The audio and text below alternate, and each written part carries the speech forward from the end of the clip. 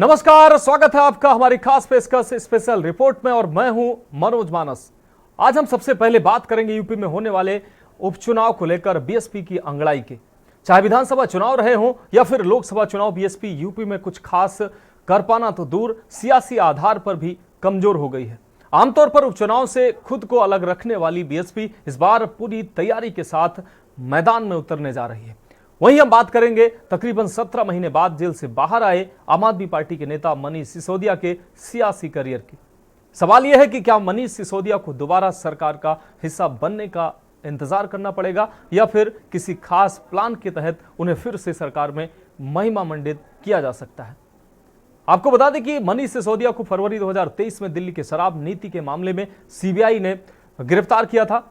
केंद्रीय एजेंसियों ने उन पर शराब वेंडिंग लाइसेंसधारियों को गलत तरीके से फायदा पहुंचाने का आरोप लगाया था।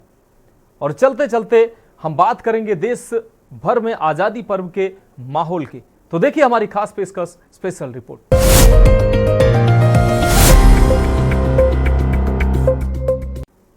अब बात करते हैं स्पेशल रिपोर्ट में पहली अपनी खास खबर की। वैसे तो विधानसभा की जिन 10 सीटों के लिए उपचुनाव होने हैं उनमें से एक भी बसपा की सीट नहीं है, लेकिन पार्टी सुप्रीमो मायावती उपचुनाव में खाता खोलने के लिए कोई कसर नहीं छोड़ना चाहती हैं। लोकसभा चुनाव में शून्य पर समेटने से पार्टी को लगे झटके से उबारने के लिए बसपा प्रमुख की कोशिशें हैं कि उपचुनाव में बेहतर प्रदर्शन किया जाए ताकि अगले विधानसभा चुनाव में 2 दशक पुराना इतिहास दोहराया जा सके। पूर्व में उपचुनाव से दूर रहने वाली बसपा अब एक सीट पर उपचुनाव लड़ने को तैयार है और उसके लिए मंथन भी कर रही है। इसको लेकर मायावती ने पदाधिकारियों के साथ बैठक की है। ये रिपोर्ट देखिए। यूपी में होने वाले उपचुनाव की तैयारियों में अब बहुजन समाज पार्टी भी जुट चुकी है। दरअसल यूपी की 10 विधानसभा सीटों पर उपचुनाव होने वाला है। इसे लेकर मायावती ने तैयारियां शुरू कर दी है। मायावती ने लखनऊ में अपनी पार्टी के पदाधिकारियों और जिला अध्यक्षों की मीटिंग बुलाई। मीटिंग में उपचुनाव के मद्देनजर उम्मीदवार और चुनाव में बसपा की रणनीति पर चर्चा बताई जा रही है। बता दें कि यूपी में मायावती और उनकी पार्टी पिछले कुछ वक्त से मुश्किल दौर से गुजर रही है। लोकसभा में बसपा का एक भी सांसद नहीं है। पिछले 10 साल में ये दूसरी बार हुआ है कि लोकसभा में मायावती का एक भी सांसद नहीं पहुंच सका है।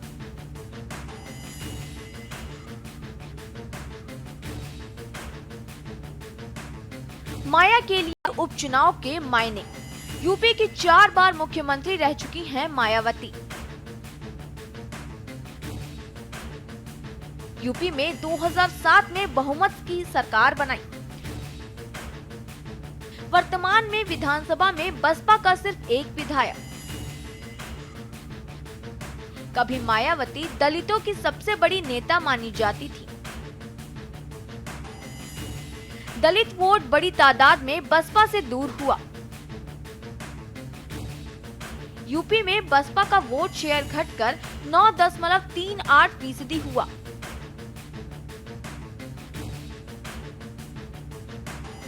मुस्लिम वोट भी अब मायावती के साथ नहीं है।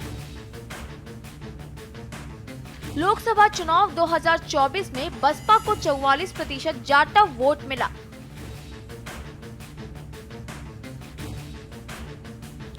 15% गैर जाटव वोट मिला।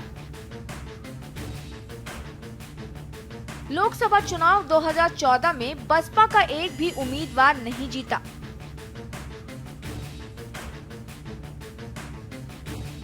मायावती ने 2019 का लोकसभा चुनाव सपा के साथ लड़ा। तब बसपा को 10 सांसद बने और मायावती 75% जाटव वोट मिला।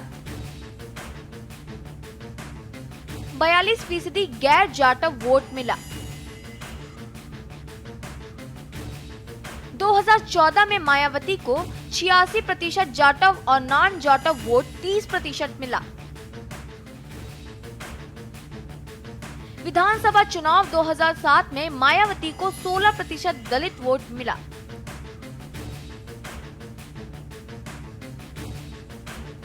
दो 2022 के विधानसभा में घटकर 9.96% रह गया। घटते दलित वोट बैंक को अपने पाले में लाना बड़ी चुनौती। बसपा की बैठक समाप्त हो चुकी है। ऐसे में बातचीत की नहीं, बसपा के पदाधिकारी यहाँ से निकले हुए हैं। क्या चर्चाएं हुई, क्या बातचीत हुई है अभी तक? माननीय बहन जी ने कहा है कि उपचुनाव 10 सीटों पर होना है, उसकी हमें तैयारी करनी है और इस बार पार्टी उपचुनाव लड़ेगी। पूरी मजबूती से हम सीटें जिताएंगे और बसपा को मजबूत बनाएंगे। और 10 सीटों के लिए उम्मीदवार भी घोषित कर दिए कि यह भी क्लियर हो चुके हैं? वो माननीय बहन जी घोषित करेंगे, वो माननीय बहन जी का अधिकार है। चर्चा चल रही है, माननीय बहन जी घोषणा करेंगे। और किन बिंदुओं पर लेकर चर्चा हुई है? इस संगठन को मजबूत बनाना, बूथ कमेटी संगठन कमेटियों को गठित करना है, अच्छे लोगों को 50% युवाओं को पद और भागीदारी देनी है। अच्छा, जो स्थल बने हुए हैं जगह जगह पे, उस पर भी चर्चाएं हुई हैं? नहीं, मेरे संज्ञान में। तो ये पदाधिकारी हैं जो कि बैठक जो है अब वो समाप्त हो चुकी है और पार्टी कार्यालय से जो पदाधिकारी हैं वो लगातार अब जो है गेट से निकल रहे हैं, बाहर निकल रहे हैं। हालांकि उत्तर प्रदेश में होने वाले 10 उपचुनाव के लेकर के चर्चाएं हैं।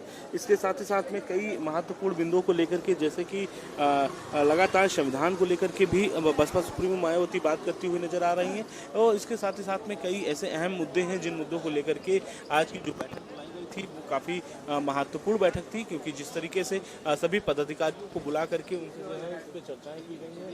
साथ ही साथ में किस तरीके से पार्टी में जो नई नीतियों के साथ में आगे बढ़ाने का जो काम है वो कैसे किया जाएगा, तो इन तमाम मुद्दों को लेकर के आज जो है पार्टी कार्यालय में चर्चाएं का जो बैठक थी वो खत्म समाप्त हो चुकी है और पदाधिकारी लगातार अब जो है बाहर निकलना जो है वो शुरू कर चुके हैं। बसपा की बैठक समाप्त हुई। बैठक में बड़ा फैसला हुआ है।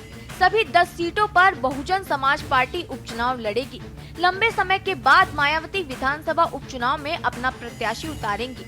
सूत्रों की माने तो 10 विधानसभा सीटों के लिए होने वाले उपचुनाव से संबंधित 2 सीटों पर बसपा ने उम्मीदवारों के नाम फाइनल कर दिए हैं।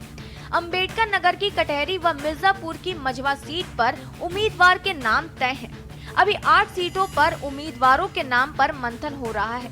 बता दें कि लोकसभा चुनाव में खराब प्रदर्शन के बाद बसपा प्रमुख ने प्रदेश से लेकर निचले स्तर तक के कई पदाधिकारियों की छुट्टी कर सक्रिय व पार्टी के प्रति वफादार कार्यकर्ताओं को संगठन में मौका दिया है।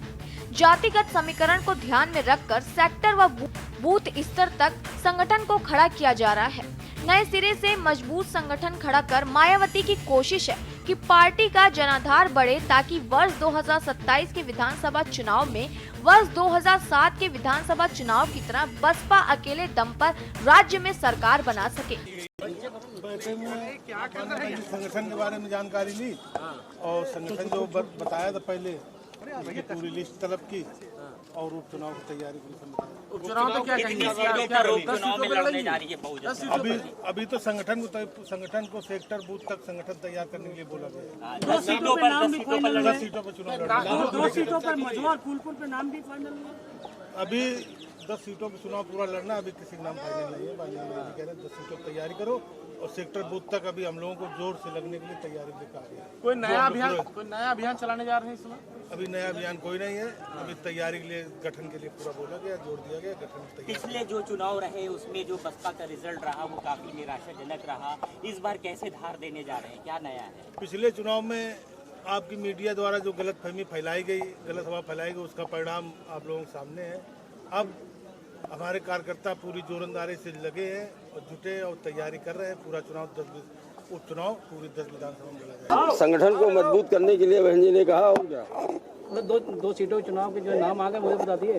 अब जो नाम तो उनका नहीं मालूम है, लेकिन विधानसभा की 10 उपचुनाव में मजबूती से बहुजन समाज पार्टी चुनाव लड़ेगी। लीक कर दी दोनों नाम? नहीं, दोनों नाम जो है वो एक जगह से ब्राह्मण किया गया है, एक जगह से ब्राह्मण प्रत्याशी हुआ है, कल नाम नहीं याद है, और दूसरी जगह से वो पुराना कार्यकर्ता है। कुछ याद ही नहीं आपको? जी, संगठन के बारे में बताया गया है, संगठन को मजबूत करना है, बस वही मीटिंग थी। अच्छा, 10 जो उपचुनाव होने उसमें कैसे लड़ रहे हैं आप लोग? उसमें बड़ी तैयारी के साथ चुनाव लड़ रहे हैं, बड़ी तैयारी है और हर उपचुनाव को लड़ेंगे हम। क्या तैयारियां अंदर खाने में बनाई जा रही के स्तर पे तैयारियां, पूरे बूथ से लेके सेक्टर वेक्टर सब तैयारी है। आरक्षण के मुद्दे को लेकर के बिखेरने का प्रयास करेंगे जिस तरीके से कल आरक्षण को बहन जी ने जो बोला केवल उतना ही है, जो बहन जी ने कहा है वही है बस। अच्छा, 10 में से 2 सीटों पे क्या कंफर्म हो चुके हैं टिकट? ये मालूम नहीं, ये तो बहन जी को ही मालूम है। कौन सी है नाम? तो वो एक कटहरी पे है, कटहरी है, और एक अपनी जो हमारे उधर पड़ती है मजवा 2 सीटों पे। लेकिन फिलहाल बहन जी ने कहा है कि किसी से कटेहरी में ब्राह्मण चेहरा उतारा जा रहा है। ब्राह्मण चेहरा हो। बहुत बहुत धन्यवाद। वहीं मायावती ने चंद्रशेखर को दलित नेता का तमगा न देते हुए किनारा कर लिया। चंद्रशेखर ने समाजवादी पार्टी के राष्ट्रीय अध्यक्ष अखिलेश यादव से भी लोकसभा चुनाव में सीट की पेशकश की, लेकिन उन्होंने भी दरकिनार कर दिया।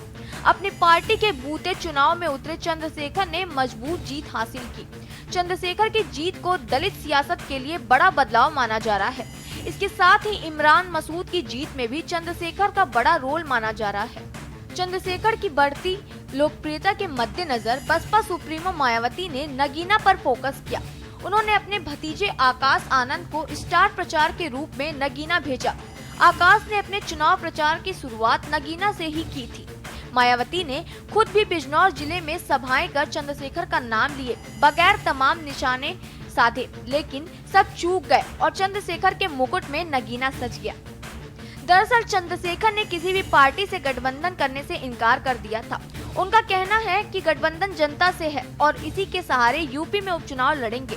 जनता ने इन सभी पार्टियों को देख लिया और भरोसा उठ चुका है। उन्होंने कहा कि उनकी पार्टी नए लोगों को मौका देगी। चंद्रशेखर लगातार दलित, मुस्लिम, आदिवासियों का आवाज उठा रहे हैं। यूपी में दलित वोटर की कुल हिस्सेदारी 2.1% है, जिसमें जाटव दलित 1.7% है। चूँकि चंद्रशेखर आजाद और मायावती दोनों ही जाटव समुदाय से ही आते हैं, लिहाजा दोनों का आपस में ही बंटवारा होने लगा है। पहले आलम ये था कि मायावती को पूरे दलित समाज का सपोर्ट था, लेकिन गुजरते वक्त के साथ सिर्फ उनकी अपनी बिरादरी जाटव के ही लोग साथ रह गए। अभी तो चंद्रशेखर आजाद जाटव वोटर के भरोसे ही आगे बढ़ रहे हैं, लेकिन कोशिश तो जल्द से जल्द पूरे दलित समाज का सपोर्ट हासिल करने की है। ये चंद्रशेखर का दबदबा ही है जो मायावती ने भतीजे आकाश आनंद को फटाफट मैच्योर मानते हुए फिर से काम पर लगा दिया है। लेकिन तमाम संसाधनों के बावजूद चंद्रशेखर से मुकाबला मुश्किल होता जा रहा है, क्योंकि चंद्रशेखर उन मुद्दों पर ही लोगों की उम्मीद बन रहे हैं जिन पर मायावती अरसे से निराश करती आ रही हैं। वो ऐसी सीटें हैं जहां पर अब नाम जो है वो लगभग बसपा सुप्रीमो मायावती ने कंफर्म कर दिया है, लेकिन अभी 8 नाम और मांगे गए हैं कि 8 नामों पर चर्चाएं और चल रही हैं। उन नामों को भी बहुत जल्द जो है वो कंफर्म कर दिया जाएगा। कैमरामैन रमेश वर्मा के साथ में संदीप मिश्रा, के न्यूज, लखनऊ।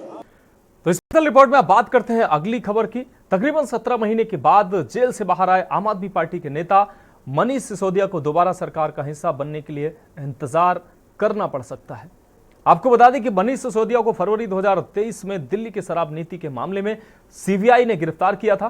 केंद्रीय एजेंसियों ने उन पर शराब वेंडिंग लाइसेंसधारियों को गलत तरीके से फायदा पहुंचाने का आरोप लगाया था। ये रिपोर्ट देखिए।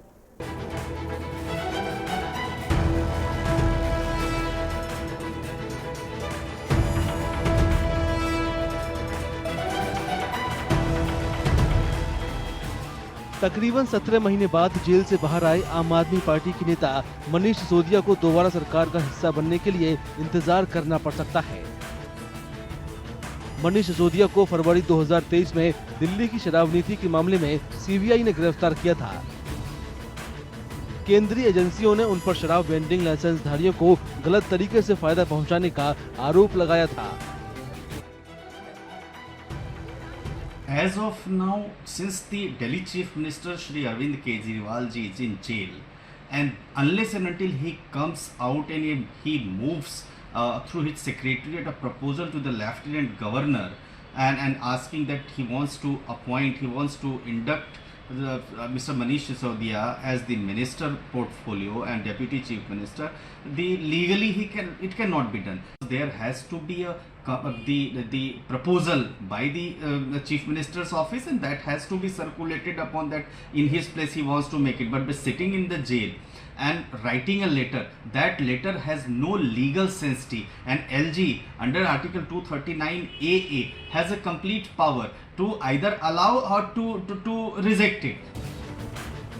मंत्रियों की नियुक्ति के लिए एलजी को सिफारिश करने का अधिकार अकेले मुख्यमंत्री अरविंद केजरीवाल के पास है। केजरीवाल इस समय जेल में है, इस वजह से वो मंत्रियों की नियुक्ति की सिफारिश वाली फाइल पर साइन नहीं कर पाएंगे। if he wants to recommend the name of Mr. Manish Sisodia to be appointed as the Deputy CM for Delhi government, then he has to take the approval from the court, because right now he is lodged in jail in the Delhi excise policy or a CBI case, and as per jail manuals, for signing any legal documents, he would be requiring proper supervision and the approval of the court. If he gets the approval of the court to sign any legal document or the legal document or the document recommending the name of any person to be appointed in his council of minister, because being duly appointed chief minister, he can act constitutionally, but certain restraints in the form of approval he has to take from the court. Jail से बाहर आने के बाद सिसोदिया के फिर से सरकार में शामिल होने पर उठ रहे सवालों के बीच दिल्ली के विधानसभा चुनाव भी केवल 6 महीने दूर रह गए हैं। पार्टी के कुछ नेता उनकी जल्दी से जल्दी बहाली पर जोर दे रहे हैं, जबकि कुछ नेता उन्हें संगठन में देखना चाहते हैं।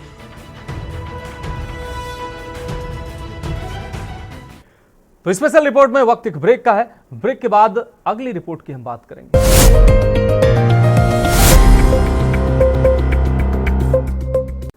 तो ब्रेक के बाद एक बार फिर से स्पेशल रिपोर्ट में आपका स्वागत है। हम बात करते हैं अब अगली रिपोर्ट की, और अब बात करते हैं अपनी अगली अहम रिपोर्ट की। देश में आजादी का महापर्व का माहौल बन चुका है। कहीं तिरंगा यात्रा निकाली जा रही है, तो कहीं आजादी पर्व के सांस्कृतिक कार्यक्रमों का रिहर्सल शुरू हो चुका है, रिहर्सल चल रहा है। जम्मू कश्मीर के बारामूला में 15 अगस्त की तैयारियों के तहत स्कूली बच्चों ने पारंपरिक नृत्य पर रिकॉर्ड बनाया है। ये नृत्य कर उन्होंने रिकॉर्ड बनाया है। राज्य में स्वतंत्रता दिवस समारोह से पहले कार्यक्रम शुरू हो गए हैं। बड़ी संख्या में स्कूली छात्रों ने जम्मू कश्मीर की लोक संस्कृति पर आधारित सांस्कृतिक कार्यक्रमों में हिस्सा लिया है। इस रिपोर्ट के माध्यम से देखिए। स्वतंत्रता दिवस समारोह से पहले जम्मू कश्मीर में कार्यक्रम शुरू हो गए हैं। बारामूला में स्कूली छात्रों ने जम्मू कश्मीर की लोक संस्कृति पर आधारित सांस्कृतिक कार्यक्रम में भाग लिया।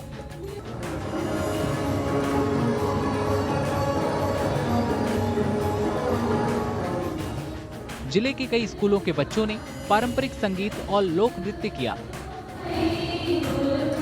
सांस्कृतिक विरासत को संरक्षित करने वाले कार्यक्रम का हिस्सा बनने पर स्कूली बच्चे खुश नजर आए। मुझे बहुत ज़्यादा खुशी हुई। आज हम पहली बार जो है बारामूला में हमारा जो फोक डांस है वो आज हुआ। मुझे बहुत ज़्यादा अच्छा लगा, और मैं बोलना चाहूँगी कि ये मतलब बहुत टाइम के बाद हुआ कि जो हम कहीं ना कहीं तो अपने कल्चर को भूल रहे थे। जो कल्चर है वो हमें भूल जा रहा था। मॉडर्न कल्चर को ले रहे थे अपना कल्चर, लेकिन आज हमारा जो कल्चर है वो वापस आ गया। मतलब हम जान चुके हैं कि नहीं, जो हमारा कल्चर वो अभी जिंदा है। मैं चाहती हूँ कि ऐसे प्रोग्राम्स होने चाहिए, क्योंकि जो हमारा कल्चर है उसको हम कहीं ना कहीं भूल चुके हैं, और मतलब हमें याद नहीं है कि हमारा कल्चर, हमारा जो असली कल्चर है वो हम बिल्कुल उस चीज़ से मतलब बहुत ज़्यादा भूल चुके हैं। सो मैं चाहती हूँ अगर ऐसे प्रोग्राम्स होंगे, हम अपने कल्चर को फिर से याद करेंगे, फिर से उस चीज़ को प्रमोट करने की कोशिश करेंगे। और मैं बहुत ज़्यादा खुश हूँ आज के जो प्रोग्राम हुआ। इस कार्यक्रम में कश्मीरी लोक नृत्य करने वाले सबसे बड़े ग्रुप का रिकॉर्ड भी बनाया। एक साथ 10,000 लड़कियों ने डांस कर समा बांध दिया। कशूर रिवाज नामक सांस्कृतिक कार्यक्रम का आयोजन जिला प्रशासन ने भारतीय सेना के सहयोग से किया। आयोजकों का कहना है कि समय समय पर जम्मू कश्मीर की संस्कृति को प्रदर्शित करने वाले ऐसे ही कार्यक्रम आयोजित करना उनकी प्लानिंग में शामिल है। और अब बात करेंगे अपनी अगली रिपोर्ट की। स्वतंत्रता दिवस हमें आजादी के महत्व और राष्ट्र प्रेम की चेतना का महत्व बताता है। यही वजह है कि हर साल हफ्तों पहले स्वतंत्रता दिवस का माहौल दिखने लगता है। बात प्रयागराज की करें तो यहाँ तिरंगे की मांग बढ़ गई है। दुकानों पर लोगों की भारी भीड़ भी देखने को मिल रही है। मांग बढ़ने से बाजार में राष्ट्रीय ध्वज कम पड़ते दिखाई दे रहे हैं। ये रिपोर्ट देखिए। उत्तर प्रदेश के प्रयागराज शहर में थोक झंडा विक्रेताओं और व्यापारियों का कहना है कि स्वतंत्रता दिवस से पहले ज्यादा मांग बढ़ने से बाजार में राष्ट्रीय ध्वज की कमी है। देश भर में चल रहे हर घर तिरंगा अभियान की वजह से राष्ट्रीय ध्वज खरीदने के लिए बाजारों में लोगों की भीड़ उमड़ पड़ी है। सुपर डुपर डिमांड, हर घर झंडा लगेगा पूरे देश के अंदर। झंडों की बहुत माली हालात है, हालात बद से बदतर है। पूरे देश के अंदर झंडा ना के बराबर है, और साल्टेज इस हालात में है कि पूरे देश के अंदर झंडा किसी भाव में नहीं है। 1 रुपए का झंडा अगर 10 रुपए का लोग लेने को तैयार है, और इस वक्त लोग बड़ी धूम से इस त्योहार को मनाने का कार्य कर रहे हैं। जनता में, बच्चों में, महिलाओं में हर तरफ रुझान है।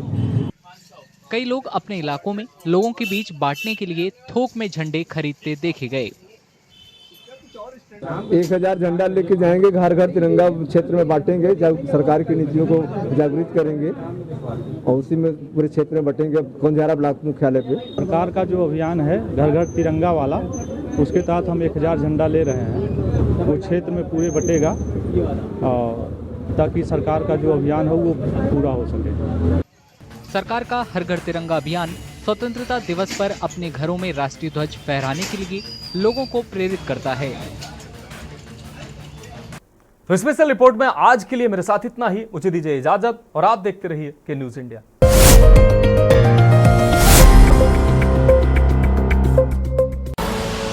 आप देख रहे हैं के न्यूज, खबरों का सारथी।